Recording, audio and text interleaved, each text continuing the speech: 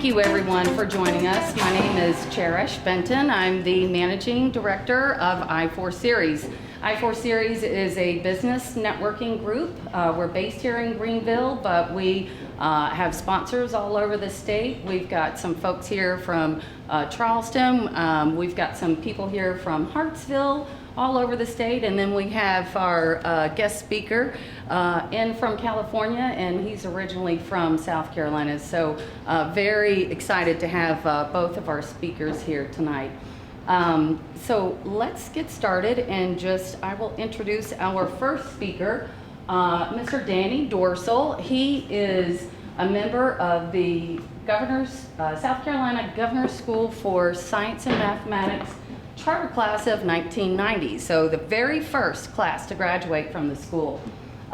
He has a master's in education administration. He also has a master in environmental engineering, and he has a bachelor in mechanical engineering. So he has a lot of experience in different things. He returned to the Governor's School in 2012 to be the Senior Vice President for Residential. He was appointed president just this past summer, so let's give him a big round of applause. He is also, and I find this very fascinating, on the board of directors for the National Consortium of Specialized STEM Schools, very prestigious.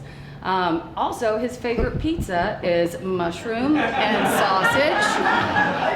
And when asked what his fantasy dinner guest, who his fantasy dinner guest is, either someone who's alive or who has already passed, he said the Pope, because he has the potential to impact so many. And I would have to say that Mr. Dorsel also has the potential to impact so many young lives in our state, and we are very honored to have you as one of our speakers tonight. Thank you so much. Thank you, Cherish, and I appreciate this opportunity to talk to you. Many of you might be confused with the Governor's School for Arts and Humanities, which is a wonderful school and a sister school of ours that is located here in Greenville. We do a lot together, but we are separate entities, and there's, just for your information, there's a third Governor's School that just opened up in the McCormick County, which is in the old John De La Howe School, and its focus is agriculture. And the one here is Arts and Humanities, and we're STEM. So we do a lot together, but we are separate entities. We are in Hartsville, South Carolina. I love coming to Greenville. So tonight I want to touch on three things. One, about our school. Two, the impact that we have. And three, how we possibly can partner with various folks in the room tonight. And so I look forward to maybe continuing that conversation after both presentations. So I want to start with a story. So there's a doctor in 2005 that was in Iraq. He was the chief emergency medical officer there. His name was Vic. And so he was at the hospital in wartime over there, which meant he had a bunch of tents. He was in the call tent where they let people know when someone was coming. So he got a call, and he had two patients coming in on a Black Hawk. So he does his normal stuff to get ready for that arrival and taking care of those patients. So he walks out, he's almost out, he kind of hears it, and then he gets another call. In the next 4 minutes, he gets 5 more calls with more patients coming. And he walks out, and the way he describes it is it's like a traffic jam in the sky with 15 Black Hawks coming in. And it ended up being the worst single day casualty in the Iraq war, completely. From that day through Vic and many others, but he was instrumental in it, the treatment of patients that had burns changed, the treatment of how they used tourniquets changed, and the way they transferred records changed. Vic then came back and did a number of things stateside. He also did 3 more tours in Iraq and Afghanistan. Eventually, and right now, he is at the University of Colorado as the founding director and CEO of their combat medicine unit. What that research institution does is it impacts and changes what the field of medicine looks like in wartime. It also informs our own emergency procedures here in the United States.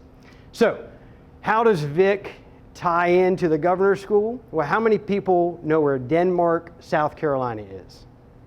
Good. Great. Thank you so much for knowing where that is. That's where Vic is from. As a 10th grader, he and his family were kind of, what's going to happen these next 2 years? I got a lot of energy, a lot of smarts. I need something more. Fortunately for him, the Governor's School for Science and Math was opening up that year for his 11th grade.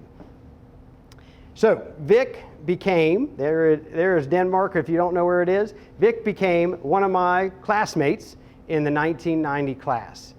And from then he did all these things. Now, he just also was our graduation speaker, our first graduate to ever come back and address the newest class.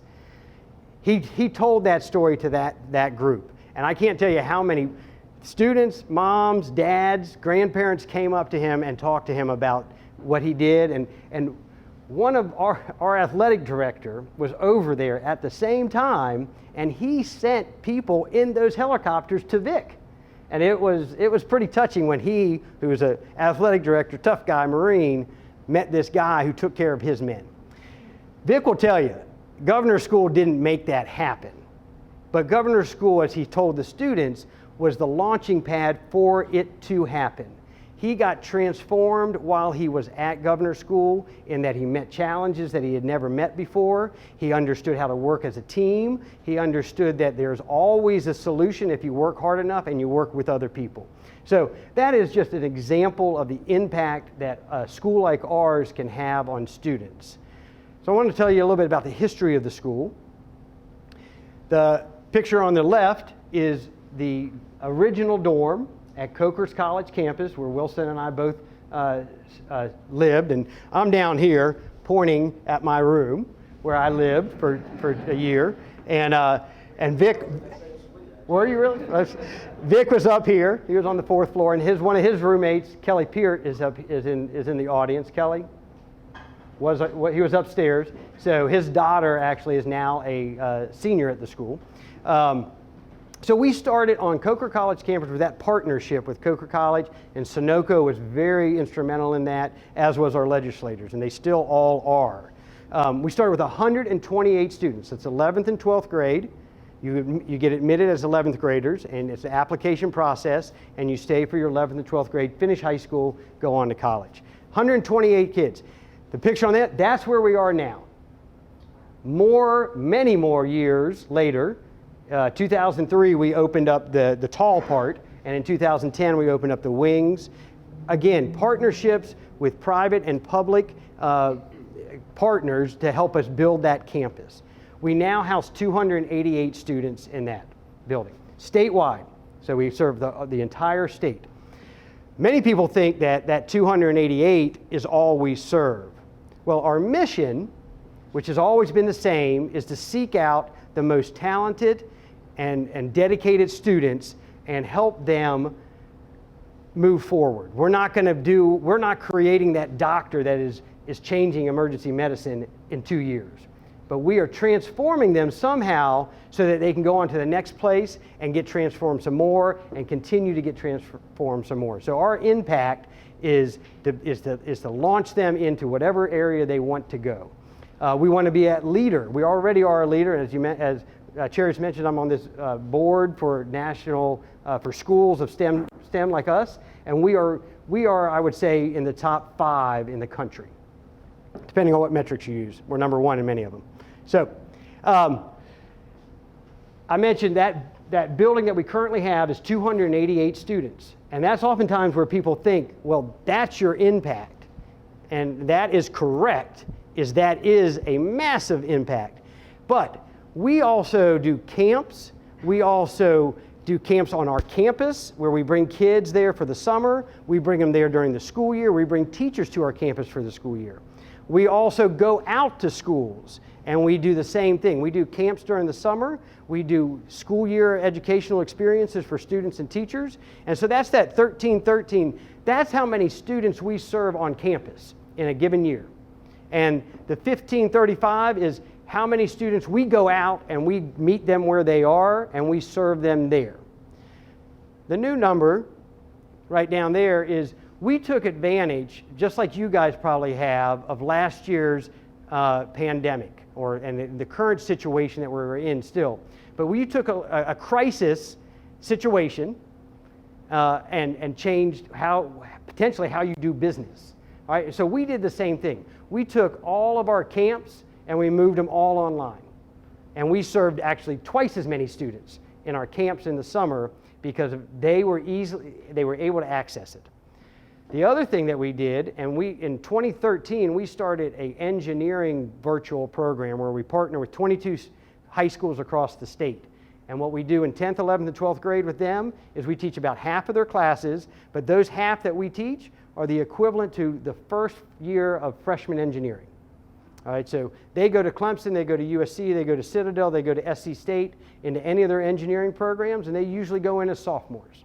Or they go out of state, and they usually go in as sophomores. So we've been doing the virtual instruction since 2013, live virtual instruction. So when the pandemic hit, we sent the kids home on Sunday, we gave them a Monday off. On Tuesday, we started instruction, started taking roll. We missed one day since last March of school because of the pandemic. So as we brought all the kids back this year, everyone's back. Everyone's back on campus. We said, well, what can we do to capitalize from that crisis? And so we started an online high school. So we realized that there are students out there that are talented and motivated, and we know that they want what we have, but for some reason, they don't want to come to the school. And that's perfectly fine, so we're going to go to them. And so that's what we've done. We've created an online high school that teaches the college level quality classes that we teach, and they'll finish their 2 years with us. So that's a little bit about the school. Now on to the third thing about partnerships. How can we partner together? And there's multiple ways. One way is through our research. So our students between 11th and 12th grade do 6 weeks of research. And it's an opportunity of a lifetime. It changes their college application by all means because it makes them very, very unique. But we usually place them at Clemson graduate level research labs, USC, MUSC, Furman. But we have started branching out to businesses. Because again, we went from 128 students, which was 64 placements of juniors, to 150 placements of juniors, and the variety of interest. And so again, wanting to meet them where they are. And so now we partner with, these are just a couple of the businesses that we partner with. So at Zverse, they did a 3D modeling of some business software. At Nephron, they worked on ketamine hydroxide, hydrochloride production. At Santee Cooper, they worked at identifying bacterial contamination in recreational swimming areas. At CPM, they worked on the user interface, changes to that, and how that impacted the experience. At AVX, which Karen Smith is here, thank you very much, they worked on the development of capacitors. And Integrated Systems, which is local in Hartsville, what they worked on there would have been very helpful tonight. It was a robot that served beverages. So they checks ID, gets it, and comes back. So if you have an idea, you can just see the vast range there. If you have an idea that your company would like to partner with very bright and motivated 11th and 12th graders, it's free for you. We will be happy to entertain those things. So that is one way. Another way is neat ideas. So I don't know how many people know what a hydroponics lab is. All right, so a hydroponics lab is a freight train, more or less, that is retrofitted to grow vegetables in water.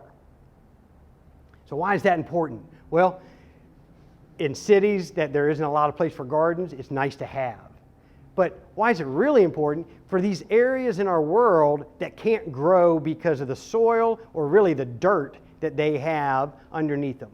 This provides a way for fresh vegetables to be given to kids, to be given to the adults in the area. So we're purchasing one. There's a flyer back there. We are one donor down. You could be the person, the group that makes it happen. All right, so thank you. So the cool thing is it's going to be used on our campus by our biologists, by our computer scientists, because this is not a biology project. This is an integrated project right here. That it's going to be used by those two areas. It's going to be used by our students at home because they can program and see and watch what's happening and they can impact it from their house or from their school. And then it's going to involve our community because we don't need this food for us. We have funding from the state to pay our bills for our dining hall. So we are going to partner with, like we do with Habitat. We've built 4 houses in the last 4 years through Habitat. We're going to partner and provide this food to someone else. So pretty neat because the kids that are going to be in that box are going to be thinking things like they've never thought before, where it's like, I thought you had to grow that in the ground. And with the tractor and all those kind of things. So they're going to see that it can be done differently. And that's great for those kids. More important to me though, is instead of thinking inside that box, what they will do is thinking outside the box. They're going to see a traditional way of doing something done in a non-traditional way. And so what other things in our world are we doing in a traditional way that can be done in a non-traditional way? And that can impact so many people. So if you have ideas about something that we can put on our campus, that we can run through with our students, with our talented faculty and staff, I'd love to hear it. The last slide is, this is our campus from the back side. So we're in Hartsville. To the right there is, or to your left, is Coker. And so we're adjacent to Coker still. And downtown is to the, up and to the right. We have this area behind us that is undeveloped that we are looking to grow. We are looking to impact more people. That one slide, I don't know how many people were mathematicians and added it up. It adds to 4,011 students. All right? We started with impacting 128 students. We're impacting 4,011. There's no reason in 10 years we can't impact 8,000. All right? So we need, and the only reason is we don't have space and we don't have personnel. We got lots of ideas, but we don't have all the ideas. So what we need is ideas, and then we need buildings to do the thing. So a couple thoughts for us is we need an engineering building.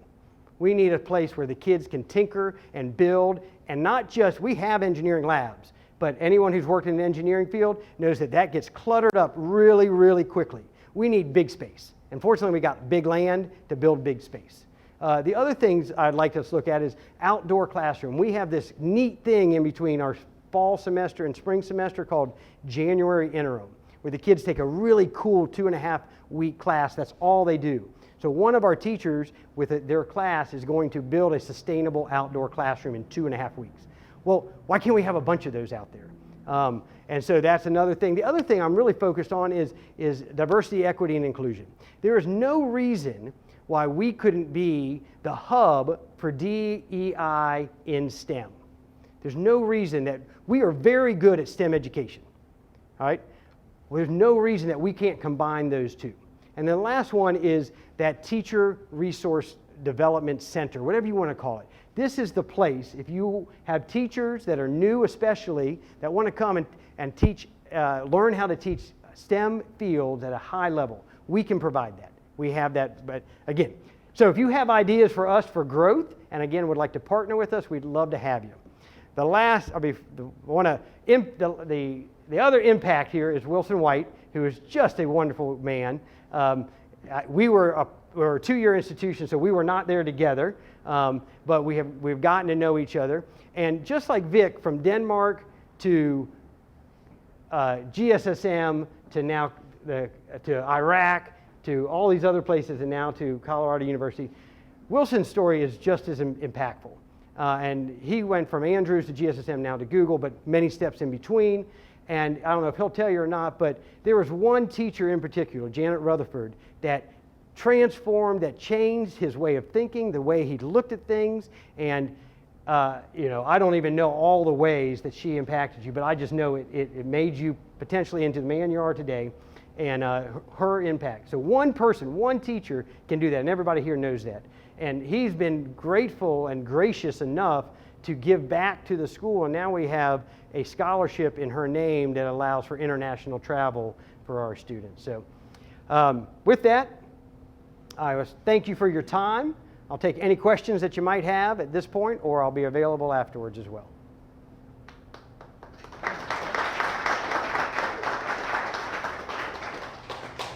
Which pope? Which pope? I'll take either of them right now.